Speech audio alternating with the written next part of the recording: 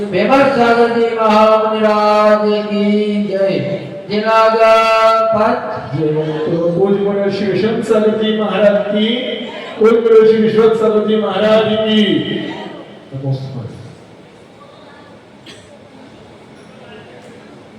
क्या दाम दौलत सभी कमाते हैं, दौलत सभी कमाते हैं, दान कोई कर पाता है। करते जो दान यहाँ कोई पुण्य कमाते हैं। सत्पात्रों का दान हो, सत्पात्रों का दान साथी से पुण्य बुलाए रे। जीवन है पाने के भूत कब मिट जाए रे। होने अनहोनी हो, होने अनहोनी कब क्या घट जाए रे। जीवन है पाने के भूत कब मिट जाए रे। जय दो जनागम पंथो अनादि अनिधन जनागम पंथ जयवंतो। हे भव्यात्मा भव मनुष्य, आप सभी का पुण्य का अवसर है कि आप प्रभु भक्ति कर रहे हो। शांति साथ माँ जिनवानी करस अवसर पान करने में भी आपकी बड़ी रुचि है, क्योंकि प्रभु भक्ति बिना पुण्य के नहीं मिलती है। जो भव्य जीव होता है वही प्रभु की देशना सुन पाता है, चाहे वह समोषण में भी क्यों न चला जाए। अगर अभव्य है और समोषण में पहुंच भी गया तो भगवान की देशना न सुन पाएगा। शास्त्रों में ऐसा कथन मिलता है कि उनके कानों में आवाज ही नहीं जाती है, वह प्रभु के दर्शन नहीं कर पाता है। पहले ही नाट्यशाला वन प्रांतों में ही घूमने में अपना समय बिता देता है। कदाचित वह शास्त्र सभा में बैठ भी जाए सुनने के लिए तो भी वहां उसका मन नहीं लगेगा। यहाँ वहां का चिंतन करता रहेगा, एक दूसरों को परेशान करने में लगा रहेगा, लड़ने झगड़ने में लगा रहेगा, पर प्रभु की देशना नहीं सुन पाएगा। पर अपन सभी का सातिशय पुण्य का उदय है कि अपन प्रभु की भक्ति आराधना भी कर रहे हैं और साथ ही साथ प्रभु की देशना भी अपन सुन रहे हैं। क्योंकि प्रतिभूत जिनवाणी का अगर एक शब्द भी कानों में पड़ जाता है तो आज उसे अपना उद्धार हो ना हो, लेकिन भविष्य में किसी न किसी समय पर वह वाणी काम आ ही जाती है। पर जो प्रभु की वाणी सुनता ही नहीं है उसका त्रिकाल में भी उद्धार होने वाला नहीं। जब भी उद्धार होगा तो मात्र प्रभु की वाणी से ही होगा। अपन सभी विगत दिनों से 7 दिन से प्रभु के देशना में धर्म का स्वरूप जान रहे हैं कि धर्म क्या है। धर्म के लक्षण को अपन जान रहे हैं। 10 लक्षण महापर्व अपने चल रहे हैं, ये धर्म के 10 लक्षणों को बताने वाले हैं कि धर्म के लक्षण आपको समझ में आ जाएगा तो आपकी पहचान सीधी सीधी धर्म से हो जाएगी। और धर्म अगर आपकी आत्मा में आ गया, क्योंकि धर्म कोई बाहरी वस्तु नहीं है, धर्म एक आत्मा का ही स्वरूप है।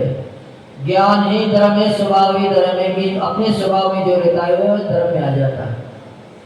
तो अपने स्वभाव को प्राप्ति करने के लिए अपन रोज एक एक सीढ़ी चढ़ते जा रहे हैं। 7 सीढ़ियां अपन ने चढ़ ली, आज 8वां दिन है। तो आचार्य भगवान आज अपन को बता रहे हैं कि अगर अपना उद्धार करना है तो धीरे धीरे आसक्ति को हटा देना चाहिए। आसक्ति कब हटेगी? जब अपन अपनी इच्छित वस्तु का त्याग कर देते हैं, क्योंकि दान देने से ही अपनी आसक्ति धीरे धीरे कम होती है।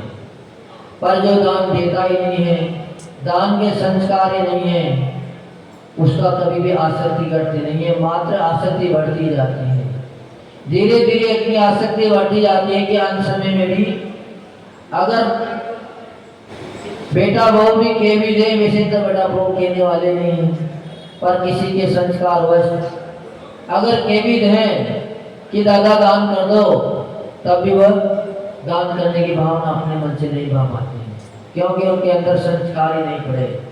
उन्होंने मात्र जोड़ना सीखा है, देना नहीं सीखा। पर मिलता हमेशा उसी को है जो देता है। जितना ज्यादा अधिक देते हैं उतना ही अधिक मिलता है। कहते हैं कि जमीन में अगर एक दाना अपन डालते हैं तो उसके बदले निश्चित ही अपने को 100 दाने सहज में प्राप्त हो जाते हैं।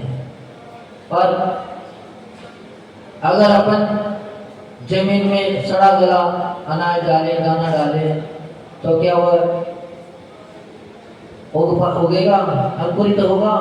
नहीं होगा। ऐसे ही अपन दान भी देते हैं, लेकिन दान में कंजूसी कर जाते हैं। इसलिए दान हमेशा खुले हाथ से, खुले दिल से देना चाहिए। जितना दोगे उतना ही आगे मिलेगा। शास्त्रों में एक उदाहरण आता है कि एक सम्राट को स्वप्न आया कि तेरे राज्य में जो गरीबी हो रही है, महामारी फैली हुई है, अगर तो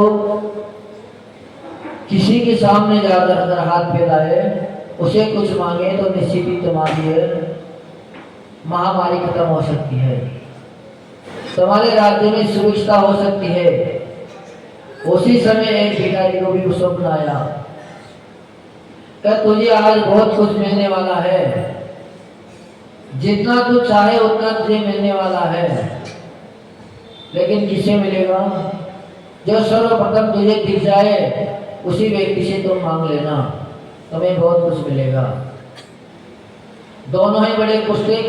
राजा अपने प्रजा के लिए कुश्ता कि अपना राज्य दुर्भिक्ष से मुक्त हो जाएगा, और भिखारी किसी कुश्ता कि आज हमें बहुत कुछ मिलने वाला है। भिखारी भी अपने घर से निकला। जब ये भिखारी निकलते हैं तो कुछ न कुछ साथ में लेके जाते हैं। आपने देखा भी होगा, अगर कोई रास्ते में मांगने के लिए बैठे हैं तो अपने पात्र को खाली नहीं रखते हैं, क्योंकि खाली पात्र में कुछ आता नहीं है।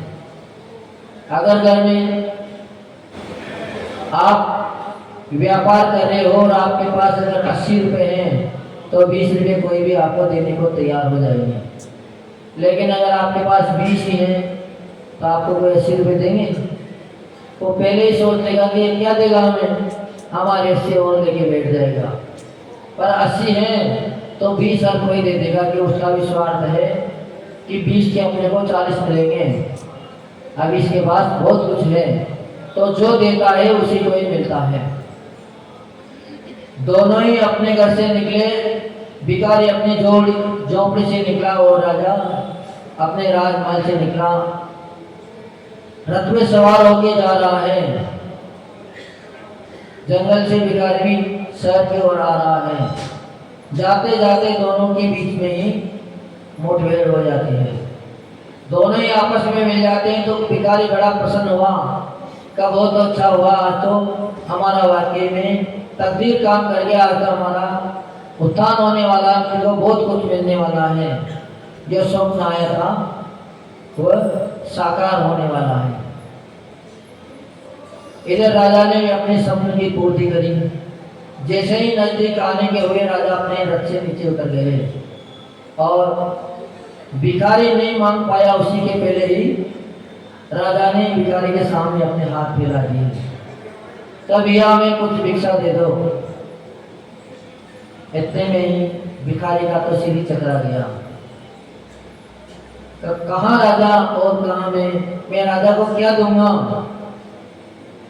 और बात ही उल्टी हो गई। स्वप्न तो आया था कि आज बहुत कुछ मिलना है, पूरे जीवन में जितना नहीं मिला होगा उतना आज मिल जाना है। पर यहाँ तो राजा ही हमसे उल्टा भीख मांग रहा है, हमें क्या मिलेगा? दोनों में असमंजस में पड़े हैं, दोनों खड़े हैं।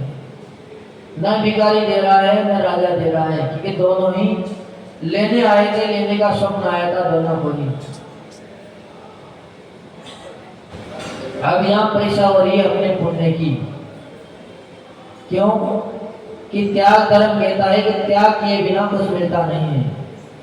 अगर आप घर का त्याग करके नहीं आते तो भगवान की शांति द्वारा देखने को मिलती नहीं। हर चीज त्याग से मिलती है, पर हर व्यक्ति त्याग करने से डरता है। अगर आप इस मनुष्य पर्याय में बैठे हो, भगवान की वाणी सुन रहे हो, तो ये भी त्याग का ही महत्व है। अगर आप सोचते कि हम त्याग ही ना करें तो निगोद में ही बैठे रहते, क्योंकि अपन सब कहाँ थे? अनादिकाल से निगोद में ही थे। अनादिकाल से नरक की यात्रा कर रहे थे, तिरंज की यात्रा कर रहे थे, और उस सभी गतियों का अपने त्याग कर दिया। त्याग करते करते आगे बढ़ गए तो आज मनुष्य पर्याय मिल गई, और इतना शांति से पढ़ने का उदय आया कि अपन प्रभु की देशना सुन रहे हैं, प्रभु की महाअर्चना कर रहे हैं, प्रभु के सूत्रों को अपने दिल में एक एक करके सजोते जा रहे हैं। तो आज धर्म था त्याग का, दोनों को ही स्वप्न लेने के लिए आया था, त्याग करने के लिए नहीं आया था। पर देख कौन किसको दे, बात यहाँ पर अटक गई, क्योंकि राजा भी हाथ फैलाए खड़ा है और भिखारी भी अपना कटोरा आगे करे हुए हैं। पर सामने राजा था, क्योंकि राजा को अपने नगर की चिंता थी, अपने देश की चिंता थी कि कैसे न कैसे अपनी दुर्भिक्षता खत्म हो जाए, रोग बीमारी राज्य की खत्म हो जाए। पर जब देखा कि भिखारी कोई कुछ भी देने को तैयार नहीं है, तो राजा ने कहा कि भैया आज तो मैं लेने आया हूँ, तुम्हें कुछ न कुछ देना होगा, पर जिसने कभी कुछ दिया ही नहीं हो वो कैसे दे सकता है। पर जब राजा का आदेश सुना तो उसने अपने झोले में हाथ डाला कि आज तो बात उल्टी हो गई, बड़े दुखी मन से दे रहा ही देना पड़ रहा है, दे नहीं रहा है वो। तो नीचे अनाज की मुट्ठी भर ली, उसके पास तो मात्र अनाज ही था और कुछ था नहीं। पर ऊपर बाहर निकलते निकलते मात्र वो सब दाने भी उसने नीचे गिरा दिए। कितने बचे? मात्र 4 या 5 दाने उसके हाथ में बचे। 4-5 दाने राजा की झोली में भिखारी ने डाल दिया। राजा ने कुछ दिया नहीं, तो भिखारी बड़ा दुखी हुआ कि देखो स्वप्न आया था पर स्वप्न भी झूठा चला गया। कहाँ तो सम्राट सामने था पर सम्राट ने भी कुछ भी नहीं दिया, जबकि सम्राट कभी भी खाली हाथ भेजते नहीं। पर राजा बड़ा प्रसन्न था कि चलो कोई बात नहीं, भिखारी मिला, लेकिन हम खाली हाथ नहीं गए, क्योंकि भिखारी कभी कुछ देता नहीं, खाली हाथ चले जाते तो अपने राज्य की दुर्भिक्षता खत्म नहीं होती। दोनों अपनी अपनी दिशा में जा रहे हैं। जब राजा ने कुछ नहीं दिया तो वो बस्ती में घूमने लगा। उस दिन भिखारी को इतना मिला कि रोज मात्र 1 झोली पति ले जाता था, पर उस दिन लगातार 5 झोलियां भर गई। एक जगह इकट्ठा करता गया तो उसे ले जाने में भी बड़ी परेशानी आ गई। लास्ट में तो वह उसको ले जाने के लिए भी सहायता मांगने लग गया कि भैया ये सब माल हमारे घर तक पहुंचा दो। बड़ा खुश था कि चलो राजा ने नहीं दिया, पर आज तो बहुत मिल तो गया। बाद में खुशी आ गई, क्योंकि जो दान देता है उसको मिलता ही मिलता है, पर जो जितना मन से देता है उसको उतना मिलता है। राजा का तो काम सफल हो गया, उसी को पूरे नगर में सुरक्षिता फैल गई। जैसे ही घर गया तो भिखारी फिर भी दुखी था। क्यों दुखी था? जबकि उसको तो प्रतिदिन से 4 गुना मिला था, 10 गुना मिला था। इतना दान उसको किसी भी दिन नहीं मिलता था, पर फिर भी वो दुखी था। दुखी इसलिए था कि उसके सामने राजा था, राजा ने तो उसको कुछ दिया ही नहीं। पर जब भिखारी घर में अपना सारा सामान ले गया, उसकी छटनी करने लगा, तो पत्नी आटा छानने लगी। सबकी चोलियां अलग अलग बना रखी थी, तो उसमें सब सामान अलग अलग करते जा रहे थे। बड़ा दुखी था। पत्नी कह रही थी कि आज आप दुखी क्यों हो, आंसू क्यों आ रहे हैं आपके आंखों से? आज तो आप पूरे साल का इंतजाम एक ही दिन में कर रहा है। तो वो लाना देने लगा कि आज तो हमारा भाग ही फूट गया, आज तो हमें रत्नों का हार मिलना था पर हमें कुछ नहीं दिया राजा ने। राजा तो हमसे उल्टा लेके चला गया। राजा ने हमसे आज भीख मांगी और हमने भी उसको देना, तो इच्छा तो हुई थी कि मुट्ठी भर के दे दें, लेकिन मन नहीं हुआ, हमने मात्र उसको 4-5 दाने दिए। जब बंदे ने आटा छाना तो उस आटे में मात्र 4-5 दाने मोतियों के निकले, हीरों के निकले। कि उसने कितना दिया? अगर वो मुट्ठी भर दे देता तो मुट्ठी भर मिलता। इसलिए दान देने में कभी भी कंजूसी नहीं करना चाहिए। जितना अपन दिल खोल के देते हैं उतना ही मिलता है। जब उसको मालूम हुई कि 4 दाने इसमें क्यों निकले तो उसको सारी बात समझ में आ गई। तुरंत कर निकाला तो मुट्ठी भर था, लेकिन दिए तो अपन ने राजा को मात्र 4 दाने ही दिए थे। अपन स्वप्न की बात समझ नहीं पाए कि आज तो चप्पल फाड़ के मिलना था, लेकिन मिले तब जब खुद दिए बिना कुछ मिलता नहीं है। जितना देते हैं उतना ही मिलता है। तो आज का दिन है उत्तम त्याग धर्म का। त्याग हमेशा मोक्ष का कारण है। जितना जितना त्याग करते जाते हैं उतनी उतनी ऊंचाइयां बढ़ती जाती हैं। हम घर में थे, हमने त्याग करा मात्र चाय का। तो चाय का त्याग करते हुए क्या मिलने लग गया? दूध से भरा गिलास मिलने लग गया। कहाँ तो मात्र आधा पानी आधा दूध, वो भी पूरा कप ही नहीं, कप बाहर से दिखता दिखता बड़ा है, लेकिन चाय 4 घूंट निकलती है। पर चाय का त्याग करते ही दूध मिलने लग गया।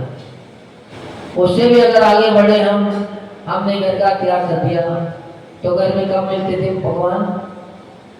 मात्र होली दिवाली बार त्योहार मिलते थे, रोज रोज मिलते नहीं थे। पर घर का त्याग करते ही यहाँ रोज मिलने लग गए। तो त्याग की बड़ी महत्ता है।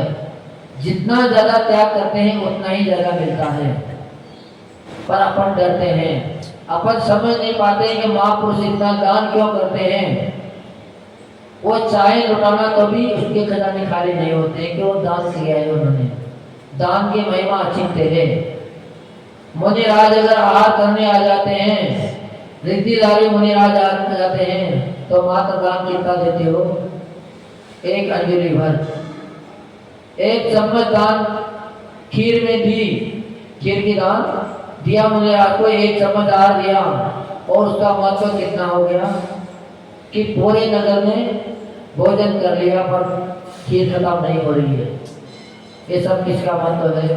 मात्र दान का। पर जो दान का भी को भी अपने गृहस्थी कार्य में ले लेते हैं, अपने उपभोग में ले लेते हैं। कई लोग ऐसे होते हैं, अपन सभी ने सुना है दृष्टांत शास्त्रों में, एक ब्रह्मचारी मंदिर में रहता था। सभी लोग मंदिर के लिए दान उसको देके जाते थे। तब भैया इस दीप की जोत जला देना, भगवान के सामने दीपक जला देना, इस सामग्री से भगवान की पूजा करना। पर वो ब्रह्मचारी उस दान को भगवान की पूजा में न लगाकर खुद के काम में ले लेता था, खुद उपभोग कर लेता था। हम निर्माल्य का तो आप सभी को पता ही है, निर्माल्य का कितना दोष लगता है। उन्होंने वो सारा हजम तो कर लिया, खा तो गया, लेकिन पूर्व जन्म में ऐसा पाप का उदय आया कि उसको एक दाने के लिए तरसना पड़ा। जुटक भी चाटने को उसको नहीं मिल रही है। कहीं अगर मिल भी जाए दोना और उठा भी ले तो छीन उसको भी लेके छीन के चली जाती है, वो भी उसको नहीं मिल रही है। और जो दान दे देता है उसको हर जगह कहीं भी चले जाए हर जगह उसको मिलता ही मिलता है। चाहे वह किसी भी स्थान को चले जाए, जब उसने दूसरा जन्म लिया और दूसरे जन्म में मात्र मुनिराज को दान दिया भी नहीं, अनुमोदना मात्र करी थी, क्योंकि दान तो मां दे रही थी। पर भाव उसके भी थे कि हमारी बदले की खीर भी मुनिराज को दे दी जाए, तो मात्र हाथ से दान दिया नहीं है, उन्होंने मात्र अनुमोदना की।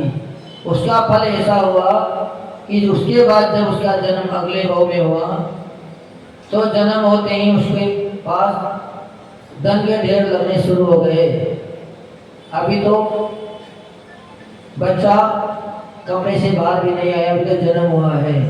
लेकिन जैसे ही परिवारजन बच्चे के नाल को गाड़ने गए, और कहाँ गए वो भी जहाँ सभी बच्चों की पहले गाड़ी जाती थी कि स्थान तो फिक्स है, पर तब कोई भी घड़ा उसको सेठ को मिला नहीं था। और उस दिन सोने से भरा, मोहर से भरा घड़ा मिल गया। किसका कारण था? दान का था कि उसने पूर्व जन्म में दान की अनुमोदना की थी। उस अनुमोदना का उसको इतना साथी से पुण्य बना कि जहाँ भी वो गया वहीं उसको खूब मिलता ही गया। व्यापार करने गया तो व्यापार करना जानता नहीं था, तो क्या खरीद लाया? शमशान की खटिया खरीद लाया, क्योंकि 4 दिन पहले राजा का मरण हुआ था। और राजा एक खटिया पे बिठा के राजा को ले गए थे शमशान में, और राजा के कोई पुत्र था नहीं। तो राजा ने सोचा हम अपनी संपत्ति किसको दे दें? तो उसने सोचा कि जिसकी किस्मत में होगा उसको मिल जाएगा। अपन तो 4 पाई में रख देते हैं, और साथ ही एक पत्र भी लिख के रख दिया कि जो इसका मालिक हो, ये खटिया जो खरीदेगा, जिसको ये रत्न मिलेंगे, वही हमारे राज्य का भी मालिक होगा। तो घर आते सबने उल्लाना दिया कि लाया भी तो क्या लाया है? शमशान की खाट लाया है, जिसको कोई सोना भी पसंद नहीं करते हैं। और उसकी दान का अतिशय पुण्य था। उस दान से उसने जैसे ही घर लाया, माँ ने सोचा कि खटिया मेरी कुचेली है, कम से कम इसको साफ करके रखते हैं। मेरे बेटे ने पहले दिन व्यापार करना सीखा है, बड़ी खुशी। जैसे ही वो साफ करने लगे तो ठल्ला लग गया हाथ का, और एक पाया खटिया से अलग हो गया, खिसक गया। जैसे किसका तो रत्नों की बौछार हो गई, क्योंकि सब पायों में रत्न भरे थे। तो पुण्य का उजागर होता है, पुण्य हमेशा दान से प्रबल बनता है। पर जो व्यक्ति समय पे दान नहीं देते हैं, बाद में पछताते हैं। भिखारी पूरे जीवन भर पछताता रहा, बाद में मिला भी उसको ऐसी बात नहीं कि नहीं मिला हो। जैसे ही राज्य की दुर्भिक्ष खत्म हुई तो राजा बड़ा प्रसन्न हुआ कि उस भिखारी के निमित्त से हमारा रोग खत्म हुआ है।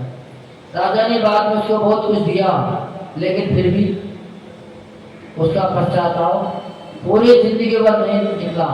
पूरे जीवन भर वह पछताता ही रहा कि अगर हम मुट्ठी भर दे देते तो हमारी एक पीढ़ी नहीं 7 पीढ़ी तक भी धन की कोई कमी नहीं आती है। ऐसे ही अपन लोग हैं, अपने मन में तो आ जाता है कि अपन को दान दे दें, लेकिन देते देते भी हाथ रुक जाता है। कब रुक जाता है? कि अपना साथ ही पाप का उदय भी चल रहा है।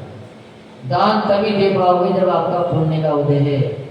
बिना पुण्य के किसी का दान धार्मिक कार्य में जाता नहीं है। तो दान हमें मोक्ष का कारण है, और राग का कारण है। राग हमेशा संसार का ही कारण है। अपन राग में उलझे रहते हैं। राग क्यों करते हैं? परिवारजनों से, कुटुंबीजनों से। ये भी सब जानते हैं कि जब मरण होगा तो हाथ से एक गोली भी साथ नहीं जाएगी, साथ में कुछ जाने वाला नहीं है, पर फिर भी जोड़ जोड़ के रखते जाते हैं। देने का इच्छा नहीं होती, पर जो हाथ से नहीं देते हैं उसके सभी को पता है कि जबरदस्ती छुड़ा लिया जाता है। तो अपन सभी इतना तो अपना दिमाग का उपयोग कर ही लें कि कोई छुड़ा है उसके पहले अपन दे दें, क्योंकि छुड़ा एक में तो आपको कुछ भी मिलने वाला नहीं है। मात्र छुड़ाते ही आपकी संश्लेषता और बढ़ जाएगी, और छूटेगा भी सही। ये हो नहीं सकता कि आपके पास ही रह जाए, क्योंकि आपका पुण्य क्षीण हो गया तो लक्ष्मी आपके पास रुक नहीं सकती। जिसका पुण्य प्रबल होगा उसी के पास जाएगी, पर उसको इकट्ठे करने से, जबरदस्ती छीनने पर आप संश्लेषित हो गए। संश्लेषित होते कहाँ चले गए? नरक में चले गए। तो जितना जोड़ा कहाँ ले गया? धन की आसक्ति अपने को नरक ले गई। और अगर आसक्ति छोड़ देते, उसको अपने हाथ से दान दे देते, क्यों जाना तो था ही, हाथ से नहीं दिया तो भी चला गया, पर अगर हाथ से देते तो वह अपने को स्वर्ग मोक्ष पहुंचा देती। तो इसीलिए आचार्य भगवान आज के धर्म से अपने को सबको समझा रहे हैं कि राग संसार का कारण है। दोनों शब्द एक दूसरे के विपरीत हैं। एक संसार को दिला रहा है तो एक मोक्ष को दिला रहा है। दोनों ही राह अलग अलग हैं।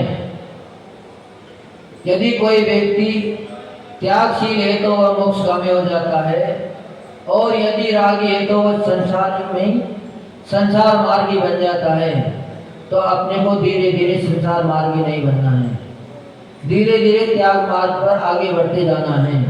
जितनी शक्ति हो, जितना आप त्याग करते जाओगे उतने आगे बढ़ते जाओगे। हम ब्रह्मचारी बन गए तो हमें खूब मिला और हमें वहां भी संतुष्टि नहीं मिली। सोचा कि और कुछ त्याग कर दें। जब ब्रह्मचारी अवस्था का भी त्याग कर दिया तो वहां तो अपने हाथ से तोड़ तोड़ के खाना पड़ता था। जब वहां उसका भी त्याग कर दिया, ब्रह्मचारी समय कितना था हमारे पास, मात्र 2 धोती और 2 दुपट्टे थे। जब उनका भी त्याग कर दिया तो आज हमें तोड़ना भी नहीं पड़ता है। शोधन की हुई सीधी सीधी मिलती है। इतनी जबरदस्ती करते हैं तो महाराज जी एक ग्रास तो ले लो, नहीं लेते तो ऊपर से डाल देते हैं। तो किसका फल है? यह मात्र त्याग का फल है। त्याग हमें कल्याण से जोड़ता है। जितना जितना त्याग होता गया उतना ही हमारी आसक्ति घटती गई। जितनी आसक्ति घटती जाती है उतना ही व्यक्ति ऊपर उठता जाता है।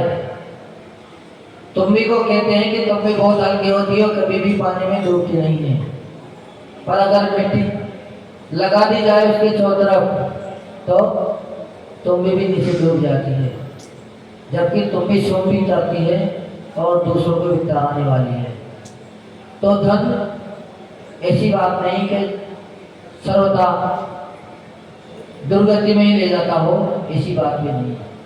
दुर्गति में किसको ले जाता है? जो उसको मात्र पेटी में तिजोरी में सजो के रखता है, और उस धन का अगर उपयोग सत् कार्य में कर लेता है, मंदिर बनवाने में कर लेता है, दान पूजा में कर लेता है, धर्म की प्रभावना में कर लेता है, या अपने समाज के जो पिछड़े हुए लोग हैं उनको उत्थान में कर देता है, उनकी सहायता में लगा देता है, तो उसको निश्चित ही उन्नति मिलती है। उसका धन दिन दोना रात चौगुना बढ़ता ही चला जाता है।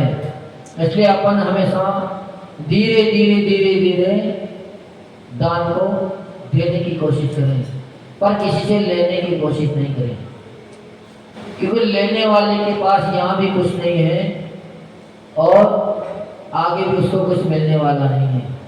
भिखारी यहाँ भी मांग ही रहा है और आगे भी उसको, कि उसने दान दिया ही नहीं तो क्या मिलेगा, उसको आगे भी कुछ नहीं मिलेगा। पर अपने ऊपर प्रभु जिनेंद्र देव की इतनी कृपा है, अपने समाज के ऊपर इतनी कृपा है कि आप लोगों ने जीवन भर में अभी तक किसी को मांगते हुए जैन समाज के व्यक्ति को नहीं देखा। बाकी की शास्त्रों में कहते हैं कि जितनी 36 कुंभ हैं, संपूर्ण कुंभ में मांगा जाता है, चाहे वो कितना भी शेख साहूकार ना हो जाए, फिर भी वो अपनी झोली हाथ फैला के बाजार में मांगता मिलेगा। पर जैन समाज का कोई भी व्यक्ति आपको मांगता हुआ नहीं मिलेगा, बल्कि वो सूखी रोटी खाकर रह जाएगा। तो ये प्रभाव है मात्र दान का, क्योंकि सबसे ज्यादा अगर कोई देने वाले हैं तो जैन समाज ही है। सरकार में भी अगर कोई देते हैं तो सबसे ज्यादा टैक्स कौन भरते हैं? मात्र जैन समाज भरते हैं, क्योंकि जैन समाज में प्रभु ने सूत्र दिए हैं कि कभी भी परिग्रह मत जोड़ो, कभी किसी की चोरी मत करो। अगर टैक्स की भी चोरी कर लोगे तो आपको चोरी का ही दोष लगेगा।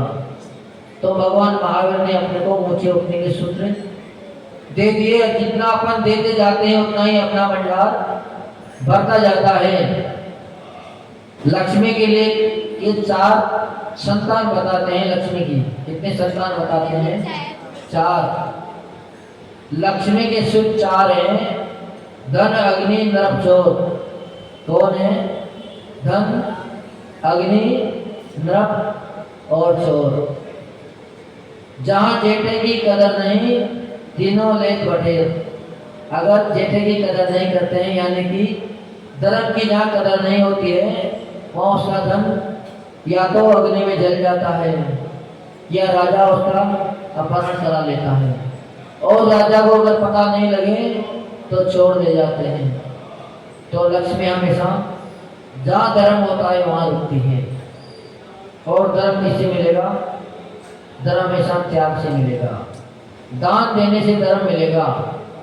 आप संसारी वस्तुओं का दान दोगे तो आपको पुण्य मिलेगा, और अगर आसक्ति का दान दोगे, आसक्ति खत्म करोगे तो आपको सीधा सीधा धर्म ही मिल जाएगा, साक्षात मोक्ष मिल जाएगी।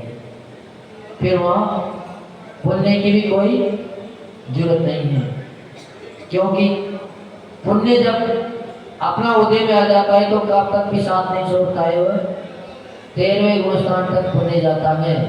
अरिहंत भगवान पुण्य का उपभोग करते हैं, जबकि उन्होंने सबको छोड़ दिया। क्या छोड़ दिया? धन दौलत छोड़ दी, परिवार छोड़ दिया, यहाँ तक कि कर्मों का भी नाश कर दिया। पर फिर भी उन्होंने इतना पुण्य कमाया कि आदत अवस्था में भी उनका पीछा नहीं छोड़ रहे हैं।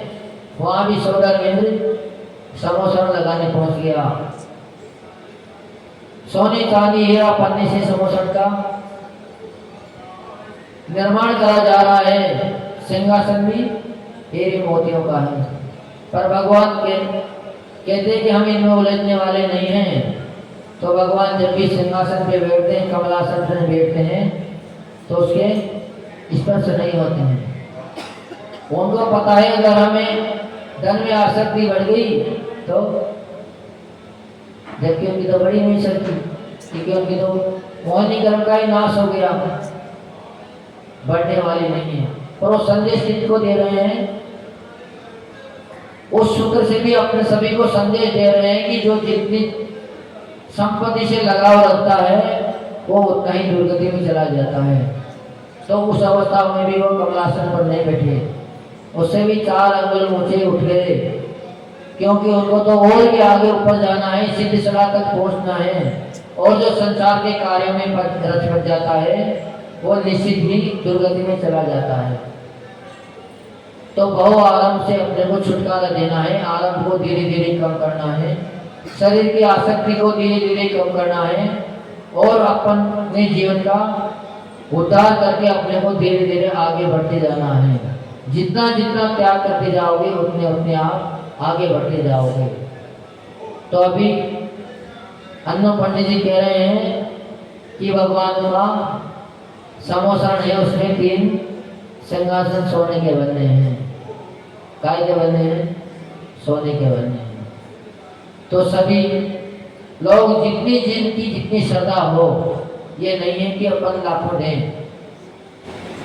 दान अगर 1 रुपये का भी दे दिया तो हो सकता है 1 रुपये का दान भी आपको मुक्ति दिला सकता है, क्योंकि दान किससे आसक्ति करती है। तो दान जरूर दें, जितना हो सके उतना दें, किसी की देखा देखी भी ना करें, क्योंकि शास्त्रों में आता है कि दान और त्याग ये 2 चीज अपने शक्ति के अनुसार करना चाहिए, और भक्ति और भजन शक्ति से बाहर भी कर लेना चाहिए। भजन तो शक्ति से बाहर भी करोगे तो आकुलता ना बनेगी, लेकिन अगर दान शक्ति से बाहर कर दिया तो वो भी आकुलता कर सकता है, क्योंकि देना तो ही ना दोगे तो जितना फल देने का नहीं मिलना था उतना ही पाप का फल भी हो गया। तो दान हर्ष मन से दें, उल्लासित मन से दें, कलुषित मन से दान कभी ना दें।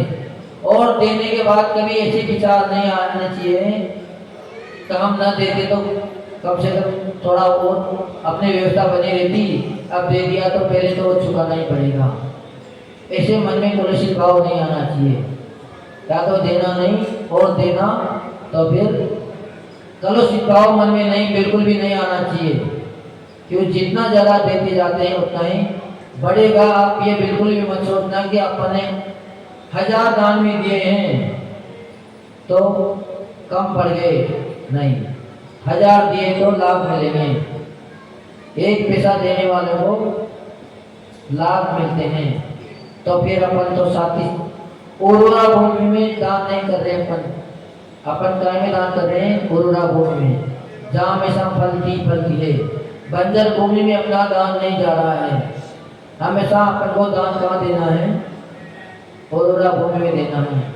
वहाँ पर अगर बीज कमजोर है तो भी फसल अच्छी आती है, और बंजर भूमि में अगर अच्छे से अच्छी फसल भी अगर आपने बीज बो दिया तो भी बीज भी नाश को प्राप्त हो जाता है। फल देगा तो कितना देगा? मात्र तुच्छ। और अगर भूमि अच्छी है, उपजाऊ भूमि है, काली मिट्टी है, तो हल्का बीज भी अच्छे से उपजाऊ बन जाता है। तो अपना सारा काम सत पात्रों को दान देने में होना चाहिए, क्योंकि सत पात्रों के जब दान देते हैं, अपने जिनायतनों में दान देते हैं, तो साथी से पुण्य को देने वाला होता है। और बाहर का जितना भी दान है वो मात्र पुण्य तो देगा, क्योंकि करुणा दान भी हमेशा पुण्य को देने वाला है। अगर पुण्य नहीं देता तो जितने भी विदेशी लोग हैं इनके पास तो कुछ भी नहीं मिलता, पर उन्होंने भी दान दिया है। दान का ही अतिशय है, तो उनके पास भी लाखों करोड़ों की संपत्ति जितनी तुम्हारे पास नहीं होगी उससे ज्यादा है, लेकिन मिल तो गया, और उस दान को कहाँ ले जाएगा? सीधा सीधा निरंतर निगोद की यात्रा कराएगा। क्योंकि साथी से दान की पुण्य में ही इतनी शक्ति होती है कि वह अनुकूलता भी देता है, दोबारा पुनः वापस दान से जोड़ता है, भगवान की आराधना से जोड़ता है। पर मात्र अपन ने केवल पुण्य के कार्य करके दान दिया, पुण्य कमाने के लिए दान दिया, तो व्यवस्था तो बनेगी, लेकिन आपका मन धर्म के प्रति नहीं लगेगा, धर्म से दूर हटा जाएगा। तो अपन मात्र दान बल्कि कम दें ज्यादा दें, ये अपनी शक्ति अनुसार। लेकिन सत पात्रों को दान जरूर दें, बल्कि एक मुट्ठी अनाज ही दें, एक चम्मच खीर दें, एक राशि दें, लेकिन सत पात्रों को दान जरूर दें। कि शास्त्रों में आता है कि अगर सत पात्रों को दान देते हैं तो एक तो उसकी पहचान क्या है? तो उसको कभी भी नरक में नहीं जाना पड़ेगा। नरकगामी जीव होता है वो कभी भी सत पात्रों को दान नहीं दे सकता। उसके बाद भी अगर कोई मिथ्या दृष्टि भी है, सम्यक दृष्टि भी उसको प्राप्त नहीं है, वो मात्र अपने परिवार की परंपरा के अनुसार दान दे रहा है, तो मिथ्या दृष्टि जीव भी उस दान के प्रभाव से कहाँ जा रहा है? भोग भूमि में जा रहा है। भोग भूमि में वही जीव पहुँचते हैं जो सत पात्रों को दान देते हैं। हर कोई भोग भूमि में नहीं पहुँचते हैं, पर त्याग की महिमा बहुत महान है। इसलिए अपन जितनी अपनी शक्ति हो उतना इस त्याग धर्म को अपने जीवन में उतारते जाएं और अपने जीवन को सफल करते जाएं। पर आचार्य भगवान इष्टोपदेश में एक गाथा देते हैं, 16 नंबर की कारिका में आता है कि त्याग करने के लिए कभी भी, दान देने के लिए कभी भी धन को इकट्ठा नहीं करना चाहिए। ये नहीं सोचना चाहिए कि हम दान करेंगे इसलिए धन कमाएं, क्योंकि धन जब भी प्राप्त होता है तो पाप के कारणों से प्राप्त होता है। चाहे कितना भी ईमानदार व्यक्ति क्यों ना हो, उसको भी जब धन कमाने जाता है तो कुछ न कुछ मायाचारी करना पड़ती है, कुछ न कुछ झूठ का सहारा लेना पड़ता है, तब जाके धन आता है। तो ऐसा दान की भी ना सोचे कि पहले कमाएं, पहले चोरी करें, फिर दान दें। स्नान करना है तो पहले अपन कीचड़ अपने सिर पे लगा ले फिर स्नान करें, तो यह तो अपनी मूर्खता हो जाएगी। तो किसी से ना तो उधार लेके दान दें, जितना अपने पास है उतना अपन पसंद मन से दान दें, तो वही दान आपको सदगति में कारण बन जाएगा, आपके जीवन को सफल करने में कारण बन जाएगा। इसलिए अपन अपने जीवन में त्याग धर्म को अपनाएं। जितना जितना उत्कृष्ट आप त्याग करते जाओगे उतना ही आप आगे बढ़ते जाओगे आपका पुण्य बढ़ता जाएगा। और जितना जितना आप अपने संपत्ति को इकट्ठी करते जाओगे उतने ही आपका पाप का बंध होता जाएगा और कर्म का बंध आपको दुर्गति में ले जाएगा, नरक निगोद की यात्रा कराएगा। इसलिए अपने अंदर संस्कार बने रहें। अपन आज देते रहेंगे तो कल बच्चे भी देंगे। अगर अपन ने नहीं दिया और बेनजर पड़ता उसका में अपन देना भी चाहेंगे, क्योंकि संपत्ति तो अपनी है, तो भी अपन अपनी संपत्ति को भी कभी दान नहीं दे पाएंगे, क्योंकि बच्चे अपने को देने नहीं देते। तो अपन संस्कार बना के चले और अपने जीवन को सफल बनाए। जो परम पूज्य राष्ट्रीय विश्वनाचार्य गुरुदेव विमल सागर जी महाराज की जय। पूज्य परिवर्षी सागर जी विश्व सागर जी महाराज की। चलिए अपने अपने स्थान में खड़े हो जाए और पूज्य श्री ने जो मंगल भावना आपके सामने रखी है कि वाकई में हम एक वट वृक्ष का बीज लगाते हैं, मात्र राई के दाने से भी छोटा वट वृक्ष का बीज होता है और वह बृहद वट वृक्ष के रूप में जो परिवर्तित होता है, अपना अंकुर करने को वृक्ष को प्राप्त होता है, वृद्धि को प्राप्त होता है। तो एक जीव को नहीं, युगों युगों तक, क्योंकि वट वृक्ष का वृक्ष अधिकतर आपको पूर्व का पुराना देखने को मिलेगा, जो 500 वर्ष